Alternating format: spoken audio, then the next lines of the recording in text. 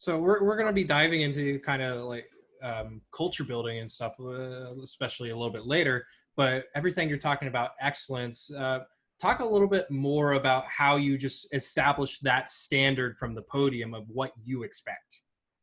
Right. Okay. So I'm going to say that when we choose literature or whatever we're doing, whatever we're teaching, we want to make sure that the students have the ability to achieve that. And not only that, we want to make sure that if what we're trying to teach is a skill, we want to make sure that we have a plan for how the kids would achieve that. So it's really important that we don't just give them stuff to do. And knowing that, okay, if we play it and it's not exactly great, we need to keep working on it so that it can be better. How would you describe your, so you talk about setting that excellence, you talk about the planning, the preparation. How would you describe your own leadership? So in other words, how would you describe yourself on the podium to be able to convey that? So for our listeners, describing what characteristics are most effective on being able to access that and make those personal connections with your own students. Right. So I think it's really important that you know exactly what you're dealing with. And so we don't have to talk about that right this minute as far as, I have a thing about, teaching skills, and we would do a test every Monday and that.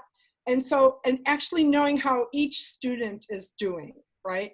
The thing you don't want to do on the podium is if something's not going the way you want it to go, I think the thing is to not berate people. And I'm going to say that I grew up in band at a time when, I'm going to tell you that I cried in band when I was a college student. That's ridiculous. And you're supposed to make music, So those days, I hope that those of us that grew up in that time have learned that that's not really the right way to do things.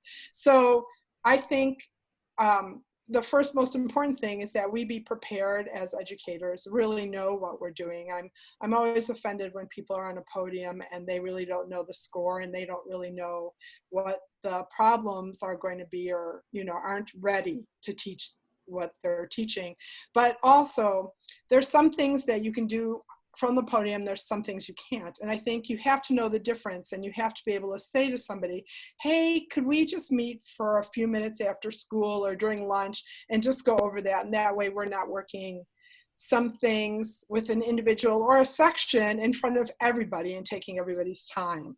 And so I think preparation is the most important thing. And then I think you also have to weigh what's important to fix right this minute. And I hate to use the word fix in music, but what do you want to work on right now? Or what do you think you can do in a smaller group setting?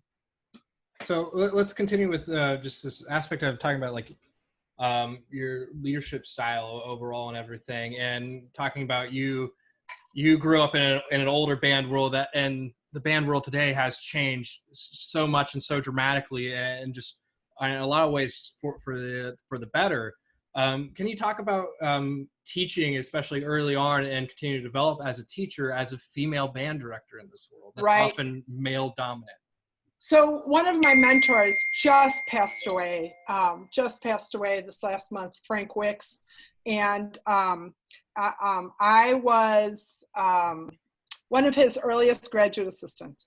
And we would have our conducting lessons, and he would pull me into his office and he would say, I grew up in Ravelli's band, and we just can't teach that way anymore. We just can't.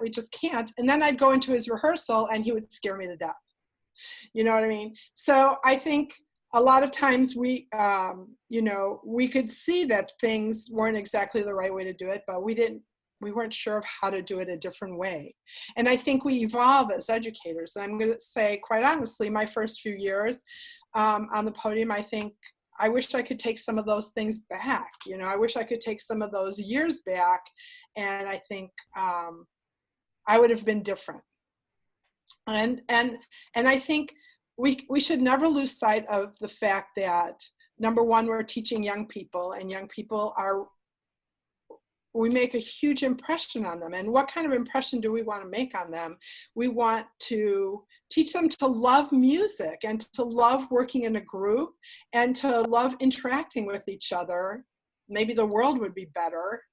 And I think just pounding on them all the time is just really not the way to do it.